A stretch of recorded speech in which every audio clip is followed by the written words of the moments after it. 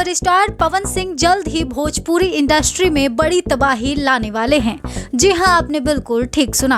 आपको बता दें कि पावर स्टार पवन सिंह बिहार के काराकाट से निर्दलीय उम्मीदवार के तौर पर चुनाव लड़ रहे थे, लेकिन किस्मत का लिखा कहिए या फिर कुछ और कहिए, पवन सिंह वहां से जीत नहीं पाए।